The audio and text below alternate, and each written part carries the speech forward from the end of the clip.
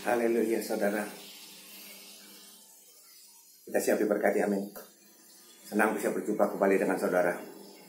Dan saya percaya ada berkat yang luar biasa yang sudah saya siapkan untuk memberkati saudara dan saya. Sebelum kita masuk dalam kebenaran firman Tuhan, mari kita berdoa dulu. Tuhan, terima kasih untuk kesempatan yang indah ini. Berikan kami waktu untuk kami boleh menikmati firman-Mu. Persiapkan hamba-Mu Tuhan. Persiapkan jemaat-Mu dimanapun mereka berada Tuhan. Dan kami percaya saat kami memuji menyembah-Mu, saat kami menikmati firman-Mu, di situ hadirat-Mu ada. Berkat-Mu melimpah menyertai memberkati setiap kami yang haus, yang lapar akan firman-Mu. Sampaikan isi hati-Mu, di dalam nama Yesus kami siapkan hati kami. Haleluya. Amin. Saudara, hari ini kita akan diberkati firman Tuhan. Sebelum kita masuk dan membuka firman Tuhan, saya mau sharing dulu sebentar sama saudara. Saudara, pagi-pagi kalau saya buka HP, saudara, ada jemaat-jemaat yang WhatsApp dengan saya. WhatsApp-nya sama setiap hari seperti itu. Isinya, Pak, tolong bantu doa Pak, rumah saya mau disita. Pak, tolong Pak, saya tidak bisa bayar Pak, Tuhan berkati. Ada juga yang berdoa, Pak, tolong Pak, saya belum bisa bayar uang kos. Saudara, itu seperti sudah menjadi menu breakfast saya setiap hari. Buat saya nggak jadi soal, itu pergumulan mereka. Tapi satu yang menjadi pertanyaan selalu adalah, Tuhan, kenapa Tuhan? Kok tidak dijawab Tuhan? Kenapa Tuhan? Kok mereka tidak berkemenangan dalam finance, tidak berkemenangan dalam hal-hal yang seperti itu? Kenapa Tuhan? Saya seringkali berkata, aku tuh seperti yang dalam Alkitab, seperti hakim yang lalim. Ada janda yang berseru-seru minta dibela perkaranya. Aku berpikir seolah-olah aku seperti seorang hakim yang lalim seperti itu. Jemaat WhatsApp, Pak, tolong doakan, rumah saya mau disita. Pak, tolong doakan. Pak, tolong doakan. Setiap hari. Tuhan itu luar biasa. Orang yang berharap kepada Dia tidak pernah akan dikecewakan. Saya berdoa kepada Tuhan. Tuhan, kenapa sih seringkali anak-anak Tuhan terjebak dalam perkara yang seperti ini? Dan Tuhan memberikan firman Tuhan yang luar biasa. Kita buka firman Tuhan. Saudara, firman Tuhan terambil dari Bilangan 32 ayat 1 sampai dengan 5. Bilangan 32 ayat 1 sampai dengan 5. Saudara, saya tunggu saudara menemukan ayat ini. Bilangan 32 ayat 1 sampai dengan 5. Saya bacakan buat saudara. Adapun Bani Ruben dan Bani Gad, ternaknya banyak. Garis bawahi, ternaknya banyak. Bahkan sangat banyak sekali. Ketika mereka melihat tanah Yaeser dan tanah Gilead, tampaklah tempat itu tempat yang baik untuk peternakan. 2. Lalu datanglah Bani Gad dan Bani Ruben dan berkata kepada Musa, imam besar, Imam Eliasar dan para pemimpin umat itu, Atarot, Dibon, Yaeser, Nimra, Hasibon, Elielek, Sebam, Nebo, dan Bion. Negeri yang telah dikalahkan oleh Tuhan untuk umat Israel, itulah suatu negeri yang baik untuk peternakan, dan hamba-hambamu ini memang ada ternaknya. 5. Lagi kata mereka, jika kami mendapat kasih-Mu, biarlah negeri ini diberikan kepada hamba-hambamu ini sebagai milik.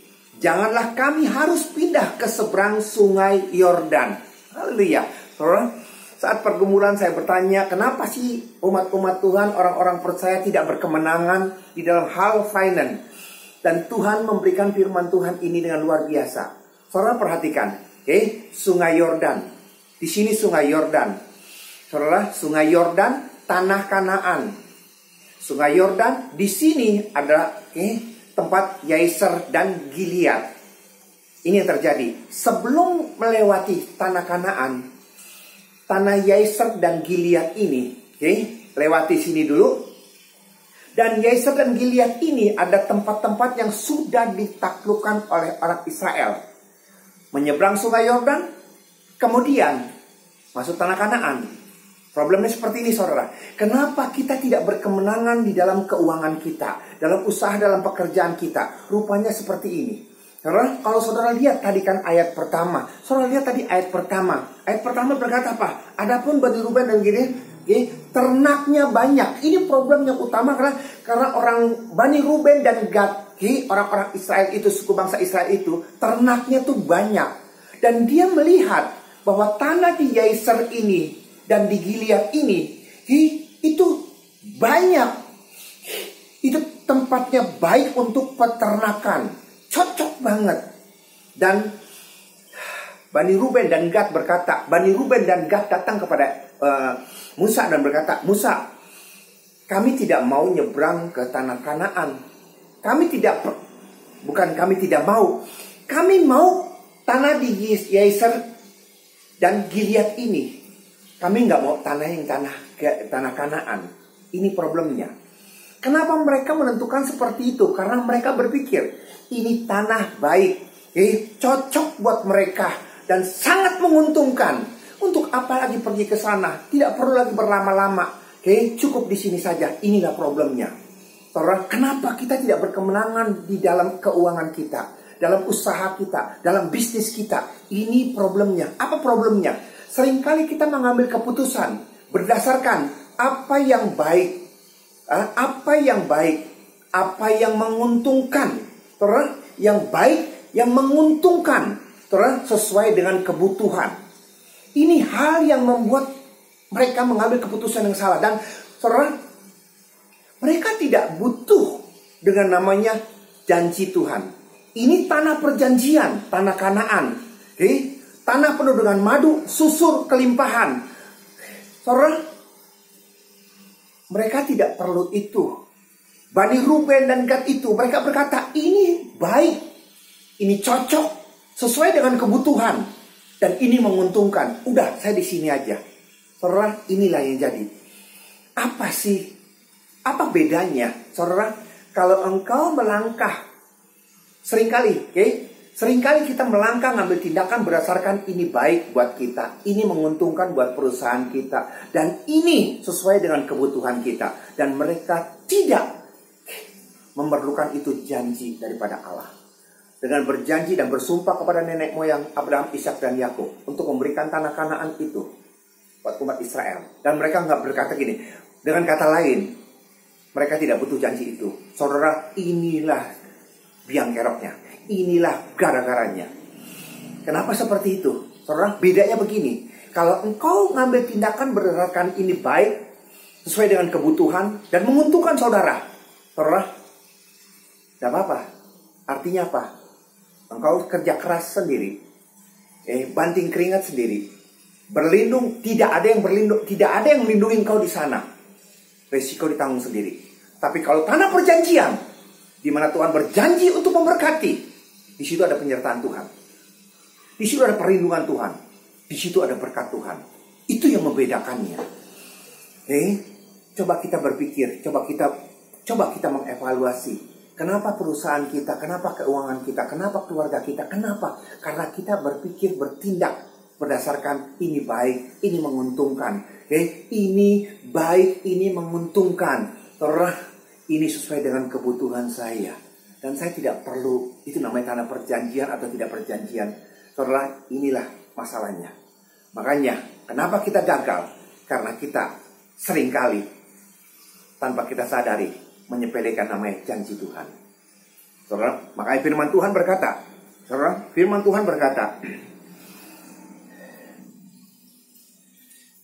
dalam Ulangan 8 ayat 17 dan 18. Ulangan 8 ayat 17 sampai dengan 18. Ulangan 8 ayat 17 sampai dengan 18. Ulangan 8 ayat 17 sampai 18. Saya bacakan buat saudara. Maka janganlah kau katakan dalam hatimu, kekuasaanku dan kekuatan tanganku lah yang membuat aku memperoleh kekayaan ini.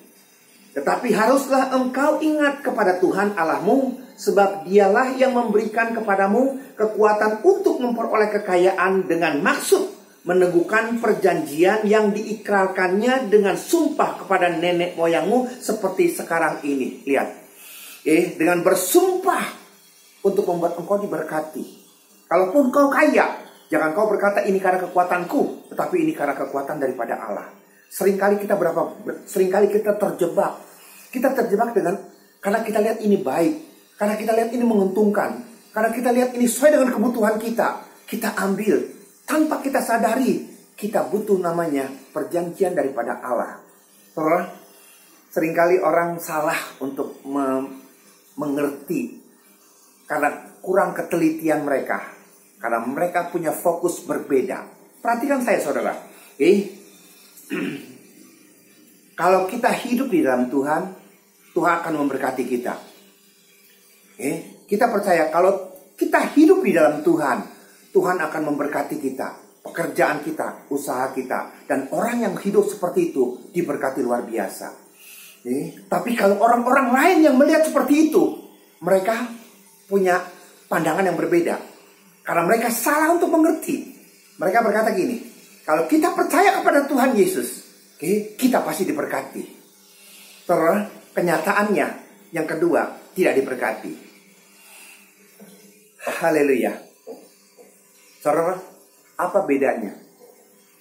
Apa bedanya?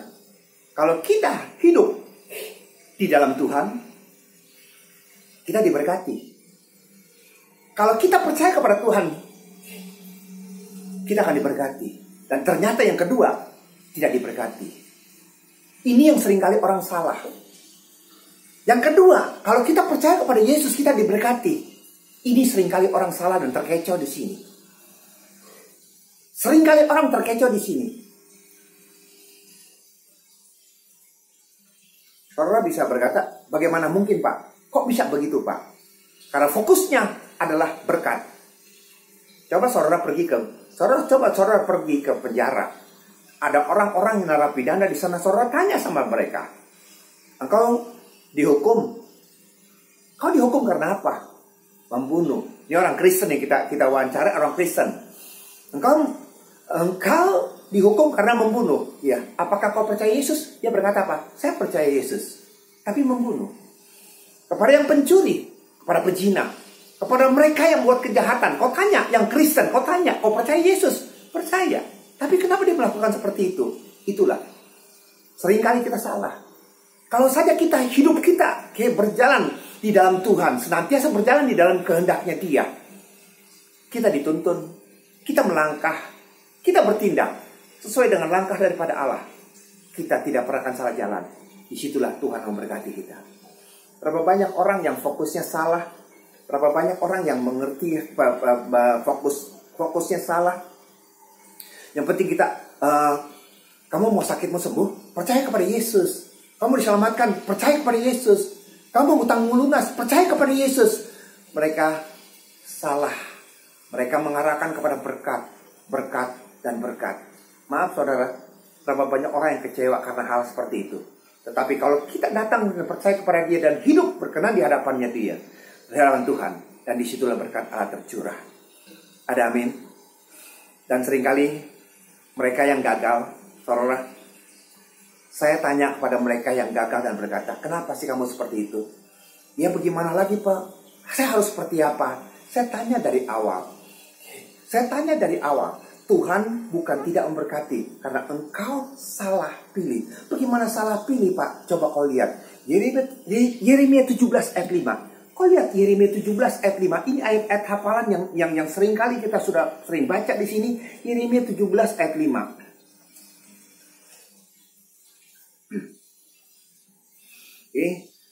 Yeremia 17 ayat 5. Terkutuklah orang yang mengandalkan manusia. Beginilah firman Tuhan. Terkutuklah orang yang mengandalkan manusia, yang mengandalkan kekuatannya sendiri, dan yang hatinya menjauh daripada Tuhan. Lihat, firman Tuhan berkata, saya tanya kepada dia, kenapa sih kamu mengandalkan manusia? Ya, saya pikir dia bisa nolong saya, Pak. Saya pikir dia bisa bantu saya, Pak. Dan saya lihat ini menguntungkan buat saya, Pak. Itu yang mereka lihat. Karena mereka melihat kenapa mereka mengandalkan manusia, kenapa mereka mengandalkan kekuatan mereka sendiri. Karena mereka berkata gini, karena itu lebih baik, itu yang terbaik itu Pak. Karena saya butuh Pak. Kalau terlambat seperti apa? Dan mereka salah melangkah. Dan kalau mereka melakukan seperti itu, Tuhan berkata terkutuklah. Dan kalau Tuhan sudah mengutuk, bagaimana kita bisa diberkati? Saudara, kenapa kita tidak bisa menang dalam keuangan? Jawabannya satu, karena kita melangkah, tidak bertindak, kita mengambil keputusan tanpa kita minta perlindungan daripada Allah. Apakah ada janji Tuhan di situ? Apakah ada berkat Tuhan di situ? Coba kalau kita lihat dari ayat ke-7-nya. Yeremia 17 ayat ke-7. Yang firman berkata apa? Diberkatilah orang yang mengandalkan Tuhan. Itu lihat dia. Kita berjalan dalam Tuhan, kita mengandalkan Tuhan, kita akan diberkati. Di situ kita akan melihat bagaimana tangan Tuhan yang luar biasa memberkati saudara dan saya. Saudara, tidak ada jalan lain. Bukan tangan Tuhan kurang panjang, pendengaran kurang tajam. Bukan kita sebagai orang percaya harus kalah dalam bidang keuangan. Tetapi kita bertindak. Karena apa? Karena kita melihat ini baik, ini menguntungkan, ini sesuai dengan kebutuhan. Saudara lupa yang satu hal. Apakah ada janji Tuhan di sana? Tuhan berkata, di sana, tanah Kanaan, aku bersumpah pada nenek moyang untuk memberkati. Kalau saja kita tahu penyertaan Tuhan ada di sana, berkat Tuhan ada di sana, seharusnya kita tidak melupakan ini.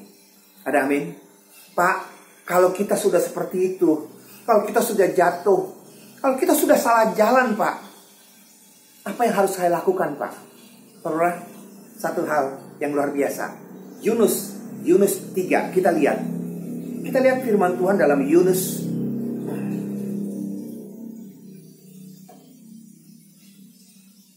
Dalam Yunus 3. Yunus 3 ayat 5, saudara, kita lihat Yunus 3 ayat 5.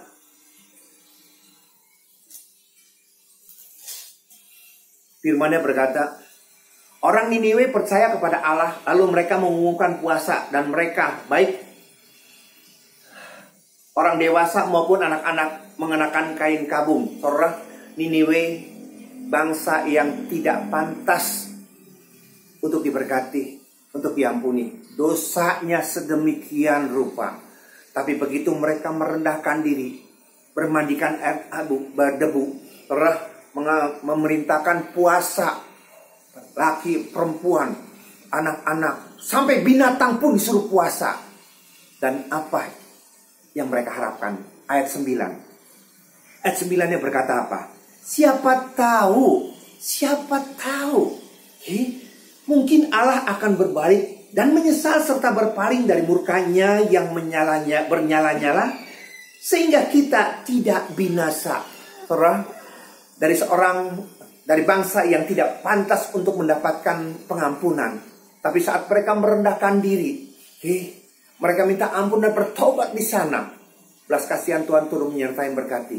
Sekalipun kita sudah salah langkah, sekalipun kita sudah salah jalan, kita mengambil keputusan berdasarkan apa yang baik, apa yang kita butuhkan, apa yang menguntungkan buat kita. Saudara, tidak ada jalan lain.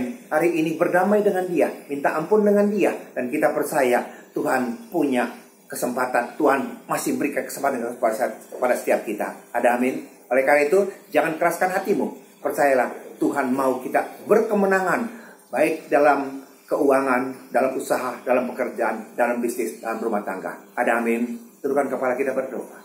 Terima kasih Tuhan.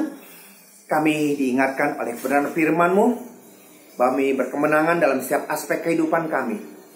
Ampuni kami kalau selama ini kami melangkah berdasarkan apa yang baik, apa yang kami butuhkan, apa yang menguntungkan buat kami.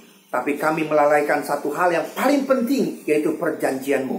Apakah ada janji-Mu di sana? Apakah ada berkat-Mu di sana? Kami tidak peduli. Oleh karena itu, hari kali ini Tuhan, kami diingatkan untuk kami sadar, untuk kami benar-benar Tuhan mengandalkan daripada Engkau Tuhan. Saat kami mengandalkan Engkau, Engkau setia dan adil. Engkau akan mengampuni segala dosa kami saat kami bertobat. dan berkat-Mu melimpah tercurah. Tidak ada lagi pintu-pintu yang tertutup. Rumah tangga mereka, usaha pekerjaan mereka, karir mereka diberkati. Terima kasih Tuhan, berkat-Mu senantiasa atas negara kami Tuhan. Dan kami percaya perlindungan-Mu Tuhan, belas kasihan-Mu turun atas negara kami. Presiden, para dokter, para ahli Tuhan, Kau berkati, berikan hikmat jalan keluar Tuhan, bahwa masalah ini, virus corona ini bukan masalah buat setiap kami. Kalau Tuhan mau, bagi Tuhan tidak ada yang mustahil. Biarlah Tuhan melalui semuanya ini kekompakan terjadi Tuhan, kesatuan hati terjadi di antara kami semuanya Tuhan, dan nama Tuhan dimuliakan. Terima kasih untuk berkat firman-Mu, dan nama Yesus kami ucap syukur. Haleluya. Amin. Saudara, demikianlah program saat hari ini. Sampai jumpa dalam program-program yang akan datang. Shalom, Tuhan Yesus berkati. Haleluya.